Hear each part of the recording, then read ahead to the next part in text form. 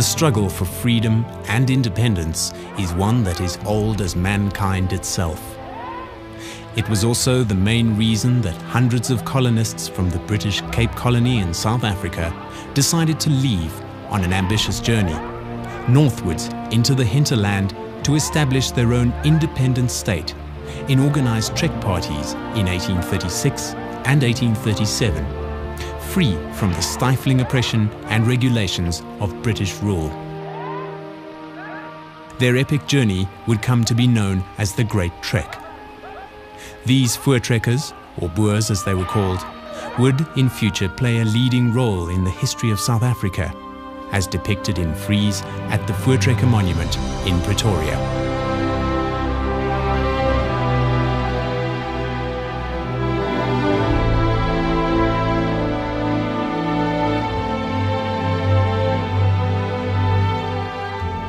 The leader of one of the trek parties was Piet Retief, already 56 years old when he was elected as Chief Commandant and Governor of the Trekkers. Because of the positive reports that had been received from the inland Natal area, Retief's trek party decided to cross the Drakensberg mountain range to settle there. When Retief and a few of his men made an advance expedition over the Drakensberg and saw the beautiful landscape of Natal, they gazed in awe. The visions and ideals that Retief had of an independent trekker or pioneer republic in Natal are clearly depicted in his statue by Kurt Steinberg in front of the Church of the Vow in Pietermaritzburg.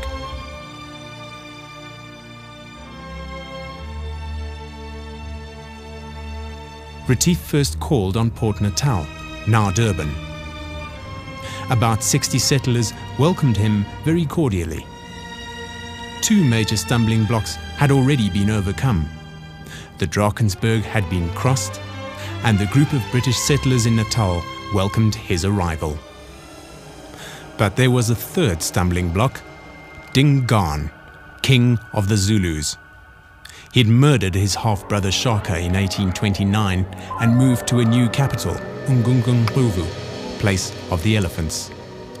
It's about 20 kilometers southwest of the current Ulundi in KwaZulu-Natal province. This capital was later sketched and painted by several people using eyewitness accounts and other sources of the period. Dingaan inherited a well-organized Zulu state and a daunting army from Shaka, and had the support of all Shaka's commanders. The Battle of Blood River would be heavily influenced by the war tactics of the Zulu, refined by Shaka and taken over by Dingaan. Think of the chest, head, and horns of an ox. These were the 4 tactical units of the Zulu army. Every unit had about 4,000 warriors, a total of 16,000, a similar number to the force that attacked at Blood River. The 2 horns consisted of the younger and bolder warriors, the feathered feet with the white and brown ox-hide shields, armed with up to 4 throwing spears each. They attacked the enemy first, surrounded them, and caused consternation and alarm with their throwing spears that they could hurl as far as 50 meters. In fact, they could hurl up to 32,000 spears at the enemy. The head consisted of the older and more experienced warriors, the ringed heads. They would follow up an attack by the horns and make contact with the enemy with their stabbing spears.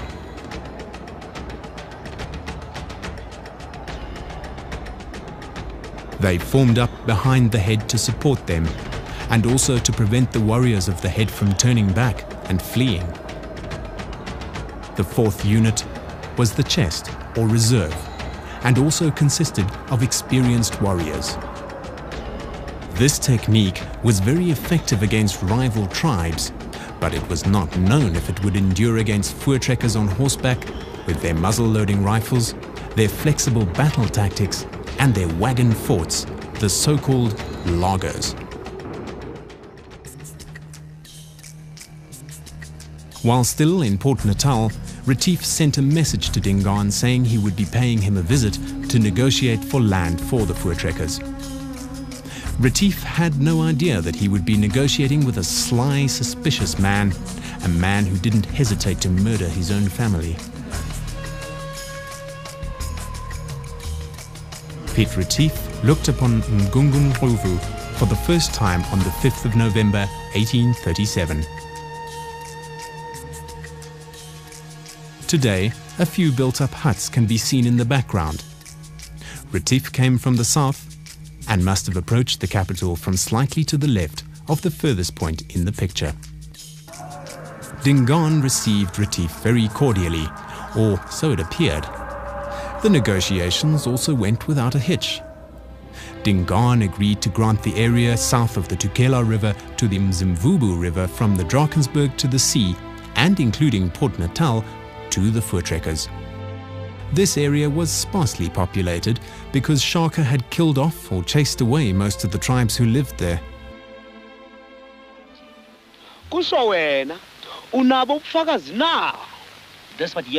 However, Dingaan's selling price was somewhat strange. Retief had to retrieve oxen from a captain, Sikonyela. The oxen were apparently stolen from Dingaan. As ons moet ooreenkom oor grond, moet ons eers ooreenkom oor beeste. Jy moet die beeste wat gesteel is terugbring, saam met die diewe. Ek sal van my beeswagters saamstuur. Hulle sal die beeste ken. As jy dit doen, sal ek vir jou grond gee. Retief was eager to agree to this because his ideal of a free Voortrekker republic would be a step closer to becoming a reality. First, he had to return to his people whose wagons at this stage were on the plateau named Kirkenberg, on the Natal side of the Drakensberg. News of Retief's successful negotiations with Dingaan had already reached the trekkers earlier, and they started to move towards him. It was Retief's birthday on the 12th of November, and his daughter Deborah painted his name in green paint on a flat stone in the area, where it can still be seen today. The trek down the mountains started on the 14th of November 1837.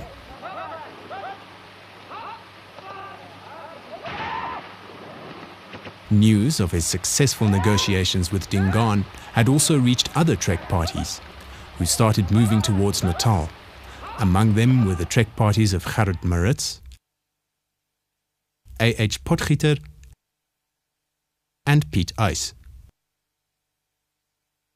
Retief returned to his laager and asked for volunteers to accompany him to Dingaan. The oxen had to be formally handed over.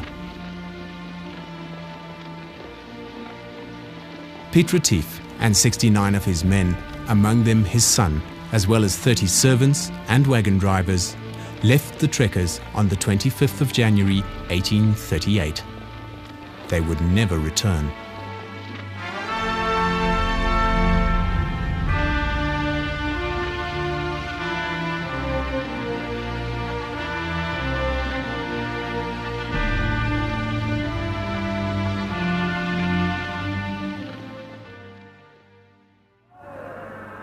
They approached Dingaan's capital from the west on the 3rd of February 1838. Dingaan received them the next day, Sunday the 4th.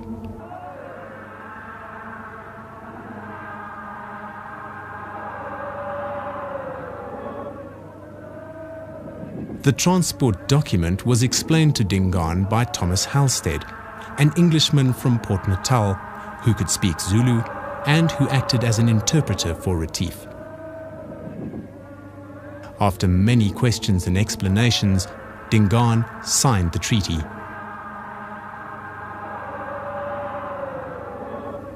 Three trekkers and 3 chief council members of Dingaan signed as witnesses.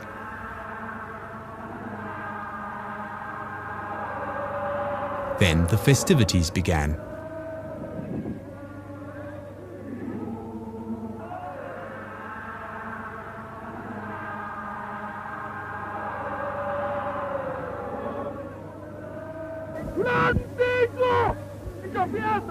One can imagine how Retief and his men had to endure these festivities in silence, as a Sunday was a hallowed day to the voortrekkers. But Retief did not want to antagonize Dingaan with the treaty safely in his satchel, so they had to appear to take an interest. Many historians blame Retief for ignoring the warnings of some of his own people, the British settlers in Port Natal and the missionary Owen, by choosing to believe in Dingaan's sincerity. Retief was also aware of the fact that the land granted to him by Dingaan had already been promised to the British settlers in Port Natal. But his ideal of a safe, independent Voortrekker Republic was as good as done, and he was in a hurry to return to his people. Retief wanted to depart on Monday the 5th of February, but Dingaan announced that he wanted to bid them farewell on Tuesday the 6th. The Zulus started dancing again, and the trekkers were uneasy.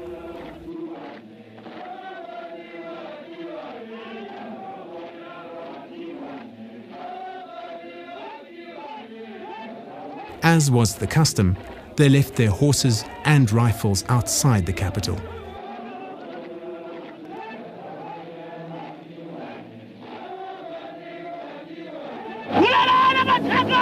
On Dingaan's order, kill the wizards, Retief and his men were overpowered and their hands tied with thongs. They were taken to a nearby hill, Kwa Matiwani, and killed with fighting sticks. Their 30 servants were also killed. What prompted Dingaan to carry out such a treacherous deed? Many reasons are given. It's a fact that Dingaan feared the trekkers, who were entering his land in large numbers. Their victory over Mzilikazi's Matabeles and the apparent ease with which they defeated Sikonyela strengthened his distrust in the trekkers. He would destroy the whites in his land once and for all.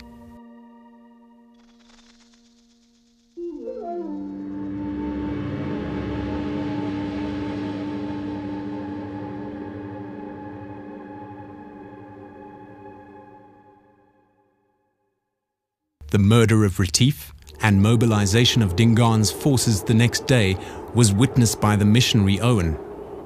His house was situated on a hill outside the capital. Although Dingaan assured him of his safety, he packed his belongings and left for Port Natal to leave the country, never to return.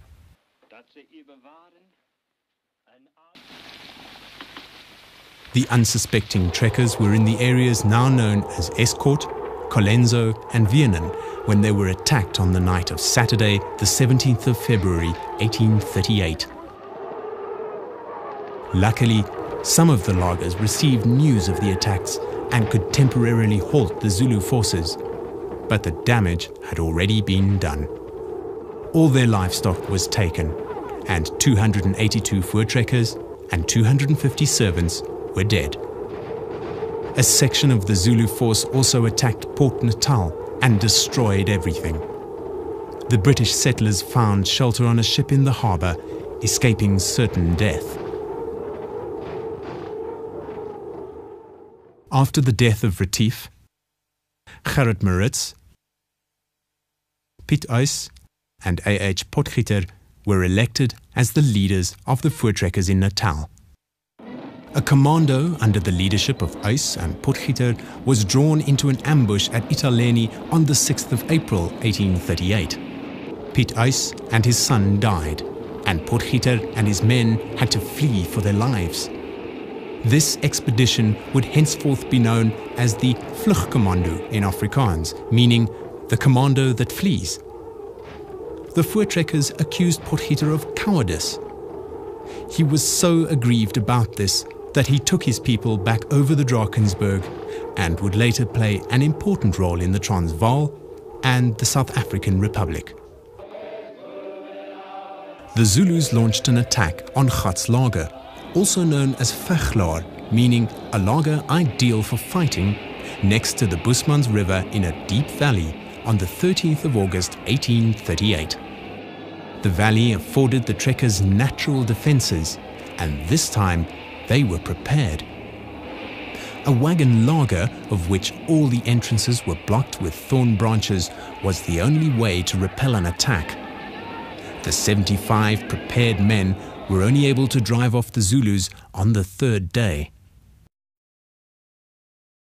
Dingaan was not impressed with the performance of his warriors at Gatzlager, and he demoted them to the left horn unit of young recruits. This was a big embarrassment to them, and they had to do something in order to gain back Dingaan's favor.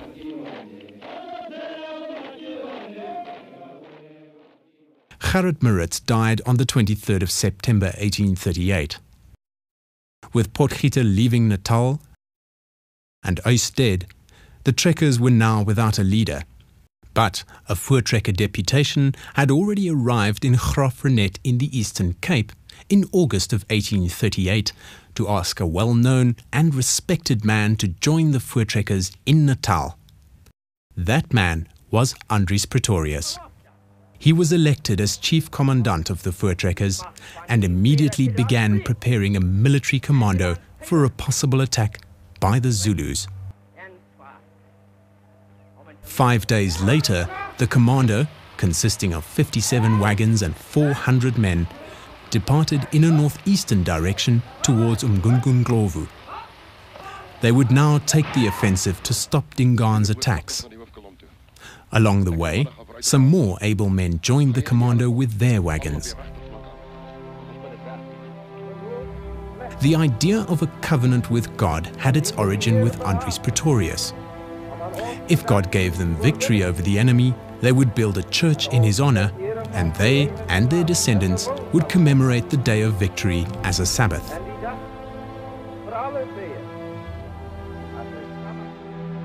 They made a laager on Sunday the 9th of December 1838 at Wasbank. During the morning devotional service, Sarel Cilliers included the covenant as part of his prayer. The covenant was repeated every day until the 15th of December. Aside from the covenant, Pretorius laid down strict instructions to the men as to their code of conduct and common goals concerning the battle. The commando approached an area 30 kilometers southwest of Vryheid, from a hill in the west, later to be known as Vegkop or Fighting Hill. They traveled down a slope to the Nhlome River, moving in columns of 4. Some of the wagons had already crossed the river when the scouts returned and reported seeing the main Zulu force at Umqutu, about 20 kilometers away. The Zulus would therefore reach the laager that evening. Pretorius immediately ordered the wagons to come back across the river. He also recalled all the scouts with a cannon shot.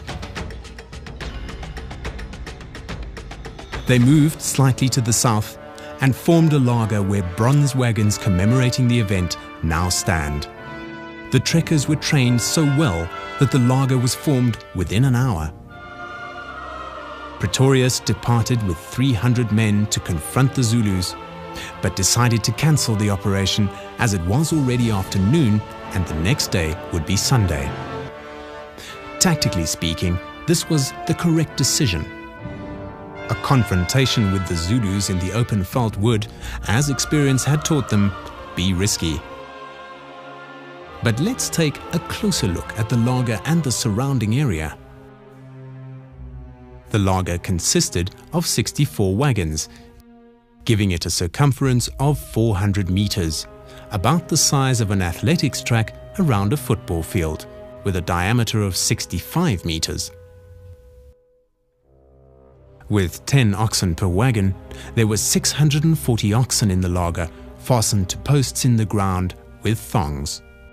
The oxen were exceptionally tame and used to the sound of gunfire and cannons. It's estimated that there were also about 750 horses. The manpower consisted of 464 trekkers, including 3 British settlers, accompanied by 100 Zulus, 100 wagon drivers, and about 120 coloured men. A total of about 800 men. only the trekkers and the 3 British settlers would actively take part in the battle. The others would tend the livestock and help load the cannons and rifles.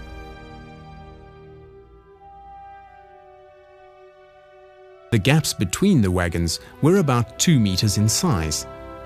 They were closed with battle palisades constructed before their departure on Pretorius' request. He knew that there would not always be thorn branches available to fill the gaps.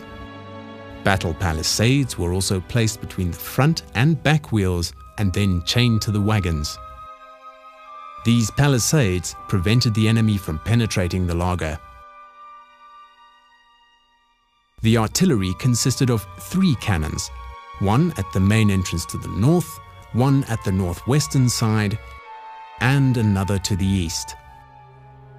The cannons were used sparingly because they consumed a lot of gunpowder that could be more effectively used in the muzzle-loading rifles loaded with slugs. The main entrance at the northern side was closed by pulling together 2 wagons with their wheel shafts pointing to the inside of the laager, so that the entrance could be easily opened and closed by moving the wagons forwards or backwards. The cannon known as grikkie was mounted on an undercarriage of heavy iron wheels instead of the more usual wagon axle and positioned at the gate. When mounted on wagon wheels, the cannon had the disturbing habit of falling over backwards when fired. Grikkie is on display at the Voortrekker Monument in Pretoria. Today it's mounted on wagon wheels to make it easier to move. The cannon on the northwestern side was named Weeskind, meaning orphan, because so many children, so it's said, were made orphans when the cannon was fired. Grikkie and Weeskind. These cannon were loaded with shrapnel, pieces of pot iron, stones and nails, and could fire up to 300 or 400 meters, and were devastating at shorter distances. The cannon to the east belonged to Pretorius. It was a 3-pounder. In other words, it could only fire a round bullet of 3 pounds, about 1.5 kilograms. Depending on the charge of gunpowder, it could fire up to 1,500 meters.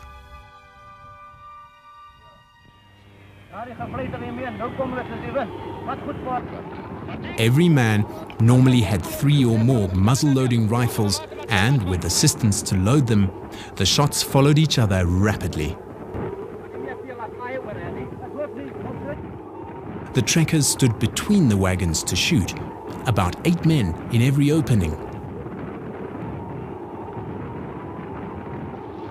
On horseback, it was possible to fire 4 shots per minute, if the rifle fired every time. On the outside of the laager, lanterns were hung on the ends of whip handles fastened to the wagons. Although the flames were not very bright, they were enough for lookouts to spot a moving figure near the wagons.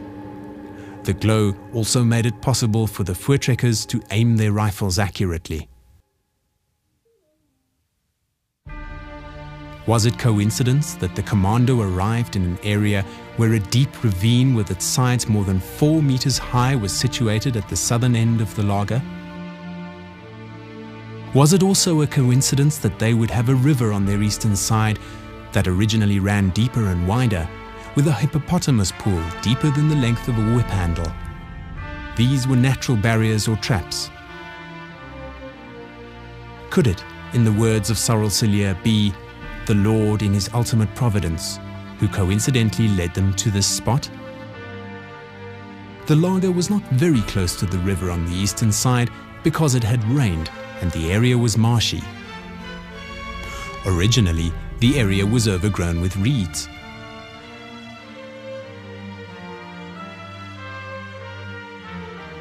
Towards the south, the laager was also not too close to the ravine, but about 40 meters away, so that it would be out of the reach of the throwing spears if the Zulus decided to attack from that side. That evening, the trekkers had a devotional service under the leadership of Cyril Cillier. The covenant was repeated for the last time, and the voortrekkers prayed together and sang Psalm 38. Pray, forsake me not forever.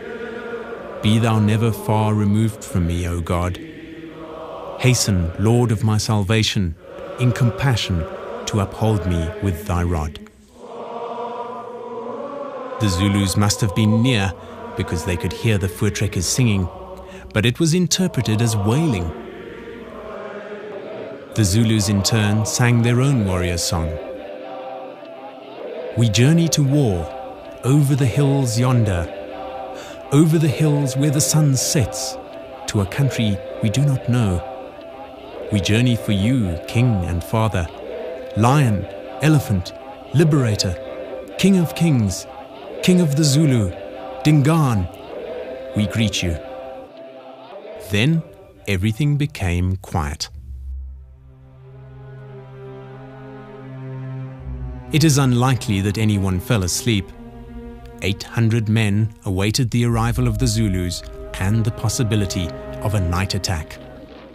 The Zulu force, under Mkhlela, Commander-in-Chief, approached the laager just after midnight.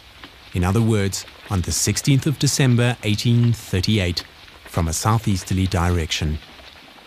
The two horns of the attacking force arrived first, with the left horn, consisting of the demoted and humiliated warriors, nearest to the Nhlome River. A heavy fog rolled over the laager, and the only thing the Zulus could see was the dim flickering of the lanterns on the whip handles. They thought it was the voortrekker ancestors protecting the laager, and, contrary to their normal procedure, they did not attack during the night.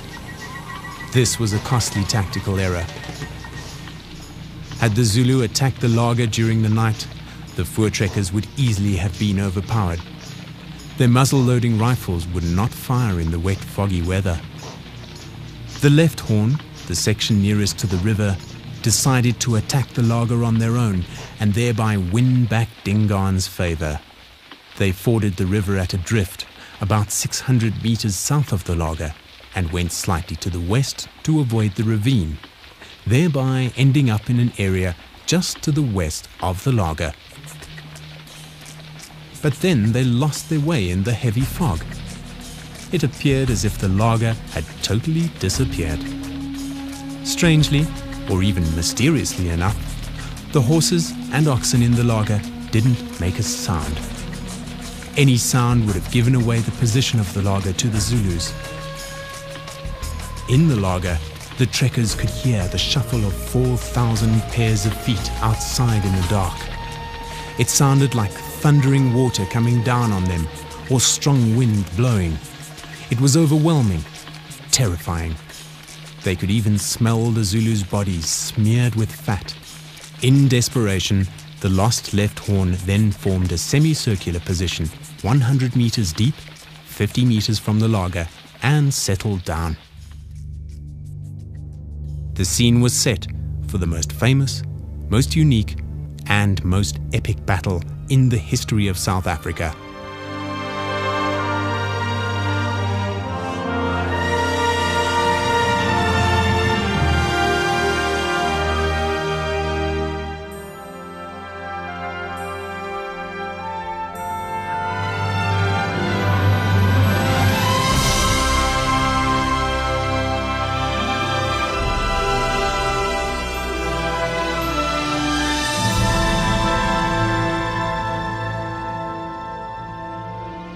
At sunrise the following morning, the fog lifted within minutes.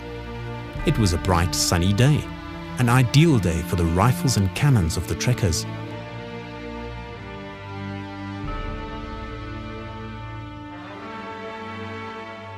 The trekkers must have been horrified to see 4,000 Zulus within 50 meters of the laager. Perhaps equally horrified were the Zulus as the laager arose from the mist in front of them. When the Zulus received the order, they first started with their attack drill by hitting on their shields, jumping up and down, whistling and shouting their battle cry, Usutu. Before the Zulus could gather momentum and throw their spears, the trekkers fired their rifles and Weeskant, the cannon on the western side, and created havoc. Wave upon wave of Zulus attacked, but their utterly closed ranks and their dead friends were a great hindrance. The throwing spears fell short of the laager. They could not bear the terrible assault of the voortrekkers much longer, and some of them tried to hide in the ravine towards the southern end of the laager. The trekkers moved out of the laager at the southern end and fired down the bank into the churning mass of bodies in the ravine. This was too much for the Zulus. Those in the ravine began fleeing towards the south through the ford. The trekkers pursued them on horseback and killed hundreds more. More than 1,000 Zulus died. This then was the first phase of the battle that took place from 6:30 to 8 o'clock in the morning. The trekkers scarcely had time to rejoice over their apparent success and to prepare their weapons and ammunition when the rest of the Zulu force approached from the southeast and took up positions in front of Shogane Heights. 16 Zulu commanders gathered slightly further to the north. When the right horn saw their brothers of the left horn flee, they stormed the river. However, they could not cross it, and the trekkers fired on them from the opposite bank. While the battle was raging at the river, Pretorius ordered that his cannon on the eastern side of the laager be directed to the hill where the commanders were gathered. It was nearly 2,000 meters away. Rocks were placed under the cannon to give it elevation, a double load of gunpowder was used, and the shot was fired. 12 of the 16 commanders were killed. Was it just a lucky shot? It's alleged that the death of the commanders totally unsettled and demoralized the Zulu force. It was also the only shot fired by the cannon during the battle, and it fell over backwards. The right horn could not succeed in crossing the river directly across from the laager, so they swerved southwards towards the drift below the ravine. The head and chest, which were congregated on the slopes of the Shogane, followed them. They moved through the drift, around the ravine, and approached the laager from the west. Some time passed between the battle at the river and the last movement of the Zulus. This was the end of phase 2 of the battle. The number of Zulus killed from the right horn at the river is not known. The third phase would be the main attack. The force descending on the laager now consisted of about 12,000 men. The right horn attacked immediately and launched one attack after another at the laager with their throwing spears. However, just like the left horn, they were repelled with rifle and cannon fire from the voortrekkers. There was great confusion. When an attack failed, the older regiments, the head and chest, swore at their comrades and constantly tried to pass their ranks. The voortrekkers wanted to prevent the Zulus from resting or sitting down to wait for the dark. Their ammunition was getting low. At 11 o'clock, the Zulu attacks ceased. They started to withdraw, and Pretorius rode out with 150 men to divide them into 2 groups. The Zulus who fled towards the east tried to cross the river, but they were shot in the water by the voortrekkers. The blood of about 1,000 Zulus turned the water of the Nkome River red. Afterwards, it was known as Blood River. The pursuit continued through the river in a northerly direction towards Shogane and Ntabana. Miraculously, there were only 3 trekker casualties, the most serious of which was Andries Pretorius, who was wounded in the hand by a spear. The group swerving towards the left moved in a southerly direction around the ravine to the drift, and then in a northern direction. This area would later be known as Mtambo, the Plain of Bones.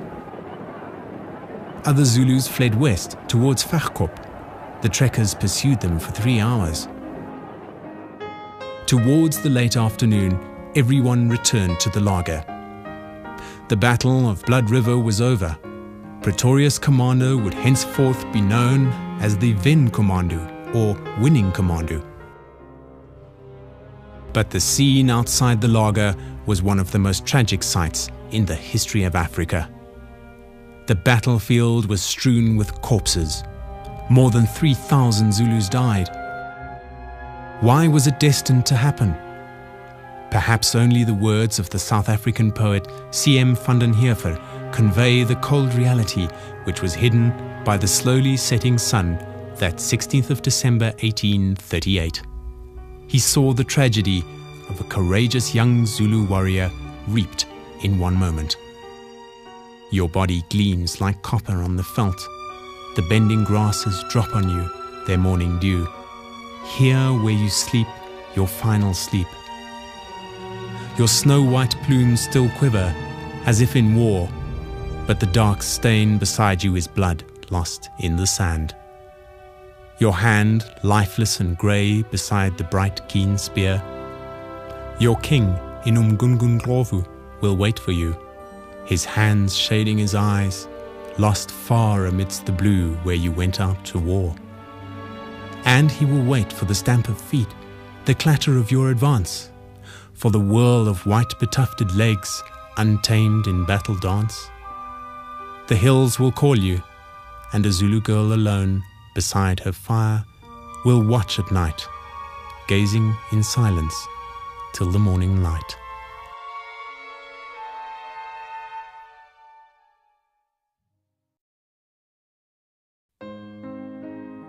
A religious service of gratitude was held in the lager, the first covenant service. The next morning, 17th of December 1838, the lager was dismantled and the trekkers started moving in a southwesterly direction towards Umgungundlovu, Dingaan's headquarters. They approached Umgungundlovu on the 20th of December 1838, but Dingaan had torched his capital and fled north with his followers. He was defeated, but not the Zulu nation. Andries Pretorius and the Voortrekkers made a gruesome discovery on the 22nd of December on Kwa Matiwane, where this monument was erected in 1922. The remains of Piet Retief and his men. They recognized Retief's skeleton from bits of clothing, his water bottle and satchel. The satchel still contained the transport document that Dingaan signed, completely safe.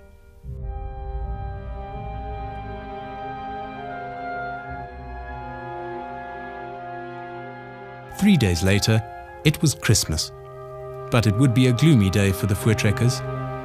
They buried the remains of Retief and his men at the foot of a hill on that day. The grave was restored in 1920 and a headstone was erected. The following year, 1839, the Voortrekkers declared the Republic of Natalia in the area that Dingaan granted to them. The area north of the Tugela was still considered to be Zulu land. For the interim, the yearning for freedom and independence had been satisfied, and they could focus their attention on carrying out the covenant. The first part of the covenant, that we would erect a house in his honor, was already completed in 1840, when the Voortrekkers utilized the Church of the Covenant that was built in Pietermaritzburg, their capital, for the first time. The Church of the Covenant can still be seen today. The gables and the foyer were added at a later stage.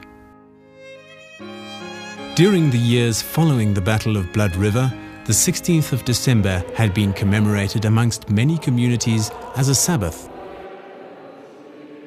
It was known as Dingaan's Day from 1910, but because of objections against the name, it was changed to the Day of the Covenant in 1952. After the elections in 1994, the new South African government reviewed the public holidays to reflect the diversity of peoples of the country. It was decided that the 16th of December would in future be known as Reconciliation Day. In many Afrikaner communities, the 16th of December is still commemorated in the spirit of the original covenant, as it was affirmed from the 9th to the 15th of December 1838, and is reaffirmed at places such as the Blood River Heritage Site and the Voortrekker Monument in Pretoria. This program is based on information as it was recorded in archival and primary sources. Over the years, different interpretations of the Battle of Blood River have seen the light. Some historians even doubt the fact that the battle occurred, whilst others are of the opinion that the Voortrekkers' victory was a miracle.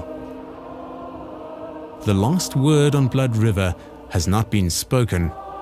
No one will ever be able to undo the significance that the 16th of December has for many Afrikaner communities to this day.